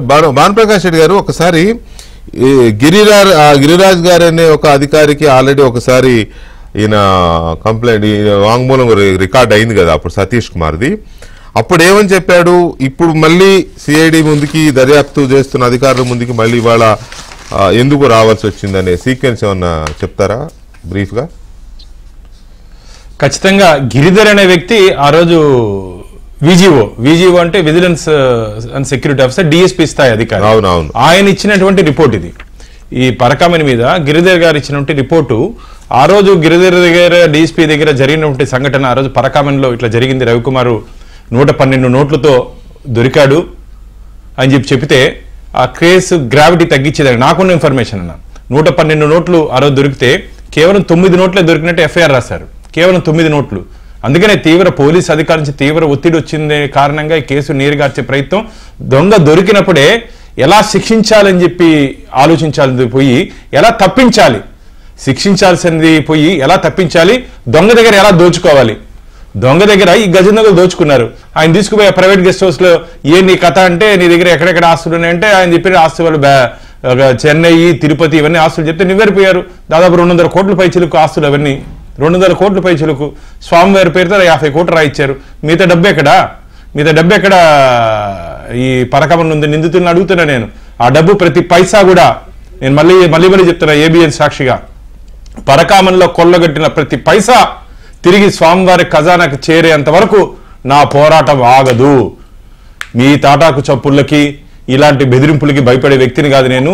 ఆఖరి ఒక్క పైసా కూడా వడ్డీ కాసుల వాడికి వడ్డీతో పాటు మీరందరూ చెల్లించేంత వరకు నా పోరాటం ఆగే ప్రసక్తే లేదు. నేను ఈరోజే కోర్టులో కూడా ఈ కమాండ్ కంట్రోల్లో ఆ విజువల్స్ ఎందుకు అరేంజ్ చేశారు, ఎవరు అరేంజ్ చేశారు, అతని మీద కూడా విజిలెన్స్ కంప్లైంట్స్ ఉన్నాయి. వాటిన్నింటినీ పరకామణి 2 అవుతుంది. అది ఇప్పుడు పరకామణి 1 మనం మాట్లాడుకుంటున్నాం, పరకామణి 2 స్టార్ట్ అవుతుంది. కాబట్టి ఆ శివశంకర్ గారిని నోరిప్పితే సతీష్ దగ్గర ఎంత ఇన్ఫర్మేషన్ ఉందో సతీష్ దగ్గర ఎంత ఇన్ఫర్మేషన్ ఉందో అదే ఇన్ఫర్మేషన్ శివశంకర్ దగ్గర కూడా ఉంది. ఆయనే ఈ విజువల్స్ ని చూసినటువంటి వ్యక్తి, ఆయనే విజువల్స్ డిలీట్ చేశారని చెప్పి మాకున్నటువంటి అనుమానాలు. కాబట్టి సాక్ష్యాలు ఒకటి తారుమారు చేసినంత మాత్రాన మిగతా ఎక్కడికి వెళ్ళలేదు. ఖచ్చితంగా బలమైనటువంటి సాక్ష్యాలు ఉన్నాయి. కాబట్టి ఎవరు తప్పించుకునే అవకాశం లేదు. ఆఖరి పైసా తిరిగి స్వామివారి ఖజానాకి వచ్చేంత వరకు, స్వామివారి ఖజానాలకి చేరేంత వరకు మా పోరాటం ఇలాగే కొనసాగుతుంటుంది. మా పోరాటంలో పెద్దలు మీలాంటి వాళ్ళు అందరూ, స్వామివారి భక్తులందరూ సహాయ సహకారాలు అందిస్తున్నందుకు ఖచ్చితంగా వెంకటేశ్వర స్వామి మనందరికీ ఆశీర్వాదాన్ని ఇవ్వాలని చెప్పి, ఆయన తోడుగా అండగా నీడగా మనకు ఉంటాడని చెప్పి నమ్మకం. సుదర్శన చక్రం ఆయన చేతిలో ఉందన్న, ఆ చక్రం మన అందరినీ కాపాడుతుంది. ఈరోజు సాయంత్రం ప్రెస్ మీట్లు పెట్టి ఏదేదో మురిగినటువంటి కుక్కలకి భయపడే ప్రసక్తే లేదు. మేము ఖచ్చితంగా రాబో రోజుల్లో డిసెంబర్ 2 తర్వాత మీరు చూడండి, ఈ రిపోర్ట్ సీల్డ్ కవర్ లో కోర్టుకి ఇచ్చిన తర్వాత చాలా మంది అరెస్ట్ అవబోతారు. రైట్, ఏంటి సాగర్ కంక్లూడ్ చేయండి ప్లీజ్. సాగర్, ఇప్పుడు ఆ రోజుల్లో పనిచేసిన ఆఫీసర్లు అంటే కొండ మీద ఇప్పుడు ఈయనతో పాటు సిఐ సతీష్ గారితో పాటు పనిచేసేటువంటి మిగతా 2-3 భానుప్రకాష్ గారు చెప్పినటువంటి పేర్లు ఏవైతే ఉన్నాయో ఎంత పవర్ఫుల్ అంటే మీరు ఆశ్చర్యపోతారు. ఒక సిఐ లెవెల్ ఆఫీసర్స్, ఆయనకి ఒక అతనికి సిఐ ఆయనకు బ్రహ్మోత్సవాలు డ్యూటీ వేసేందుకు ఈ విషయం మన భానుప్రకాష్ గారికి కూడా తెలుసు. ఎస్పీ అప్పుడు ఇంకా జిల్లాలో ఇంకా డివిజన్ కాలేదు. బ్రహ్మోత్సవాలు డ్యూటీ వేసినందుకు ఎస్పీని 24 గంటల్లో ఒక సిఐ ట్రాన్స్ఫర్ చేయించాడు. మీరు నమ్మగలరా? ఒక ఎస్పీని ఒక సిఐ 24 గంటల్లో ట్రాన్స్ఫర్ చేయిస్తూ ఛాలెంజ్ చేసి మీసం తిప్పి తొడగొడితే ఎవరు వస్తారో కూడా, ఏ ఎస్పీ వస్తాడో కూడా వాళ్ళ సహోద్యోగులతో చెప్తే అదే ఎస్పీ అక్కడ వచ్చి ఛార్జ్ తీసుకొని ఇతను ఆ సిఐ కంప్లీట్ గా విధులకు హాజరు కాకుండా కేవలం కొండ మీద లాబింగ్. ఎమ్మెల్యే అతని మాట విన్నాడు, ఎంపీ అతని మాట వినాలా? మీరు నమ్మరు, డిఐజీ ఆఫ్ ది రాయలసీమ అతను కూడా ఈ సిఐని చూస్తే తడుపుకునేటోడు ఆ రోజుల్లో. ఏ సిఐ ఏ స్టేషన్ లో ఉండాలా, ఏ డిఎస్పీ ఏ సర్కిల్ కి రావాలా, ఏ ఎస్ఐ ఎక్కడ ఉండాలంటే డిఐజీలు కూడా ఇతని దగ్గరకు వచ్చి ఒక మాట చెప్పండి అనుకునే పరిస్థితి ఒక సిఐ మెయింటైన్ చేశాడు పంట మీద. లాబింగ్ చేసే పవర్ఫుల్ ఉంటారు వాళ్ళు. ఆ లెవెల్లో జరిగిన ఆఫీసర్లు మెయింటైన్ చేసినప్పుడు మరి ఈ కేసు ఏ లెవెల్లో మ్యానిపులేషన్ అయ్యి ఉండాలి వెంకటకృష్ణ గారు? కరెక్టే అది మ్యానిపులేషన్ అయ్యింది కాబట్టే రాజీ దాకా వెళ్లారు. ఇప్పుడు కోర్టు మళ్ళీ భాను పిటిషన్ వేయడంతో, కోర్టు ఇన్వాల్వ్ అవడంతో మళ్ళీ ఓపెన్ అయింది కేసు. ఇప్పుడు ఇదంతా బయటకి ఎక్కడ వస్తుందో అని చెప్పి ఇవన్నీ జరుగుతున్నట్టున్నాయి. చూద్దాం ఇంకా ముందు దర్యాప్తు ఎట్టుపోతుందో. సతీష్ కుమార్ది ఆత్మహత్య చేస్తే ఎవరు చేశారు, ఆత్మహత్య అయితే ఎందుకు చేసుకున్నాడు, ఇవన్నీ ఇంకా చాలా విషయాలు బయటికి రావాల్సి ఉంది. చూద్దాం ఏం జరుగుతుందో. Thank you very much Bhanuprakash Reddy గారు, శ్రీరామ్ గారు, విద్యాసాగర్ గారు, థ్యాంక్ యూ వెరీ మచ్ అండి. ఇది ఇవాళ డిబేట్.